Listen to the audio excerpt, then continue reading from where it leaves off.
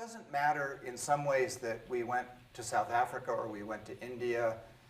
The location doesn't matter in some ways, but what matters is what was stimulated in the process of following the arc of what human beings do in the learning process. And the thing that was such an exciting discovery to me, or awareness, was that you can't control or really direct learning in that sense. You can set up the context in which learning takes place, and then they learn what they learn. And when they've learned it, that's what they get to bring home. So what we do in the call stage is try to set up the conditions under which, when we're on the journey, we have some way of responding with an intention. What are we going to do? And I think the other thing that we learned on this trip, that what we think we're going to do and what actually happens can be very different, and we have to be ready to harness the surprise of the journey. Because the surprise as we came home was that we were going on safari, and we went on safari. We saw the Big Five the first day. And the guy who was with us says, I've been coming here for 40 years. It's the second time I've seen them all in one day. We did it in first shot out. And so we saw that. We went to interview Desmond Tutu. We interviewed Desmond Tutu, and he was magnificent. But the story when we came home wasn't about either one of those things. And I'm going to let them tell their own story.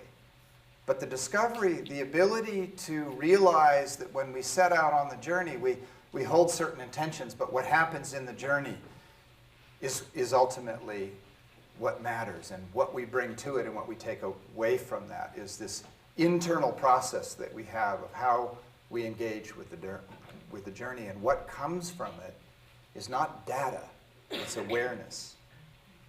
And in the return phase, nobody can evaluate you ultimately but you.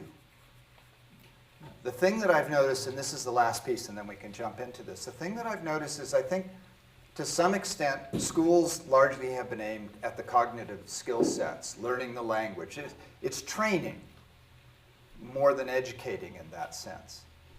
We do need that information. We have to have something to work with. We need to learn the languages, the metaphors of the metaphors, science, math, history. It's all one subject divided. The discipline literally means to take apart for understanding. What we forget to do is put it back together. That's an important part of the learning process, but the self-discovery, who I am, the value, and values I need to say, and this, I struggled with this for so many years, values are not objects. They're dynamic processes that work with each other within a context. So what values require as an operative activity is discernment, is discrimination. The capacity to understand how much, where, which, how to put that together, and the process that underlies that discernment of the knowing is creativity.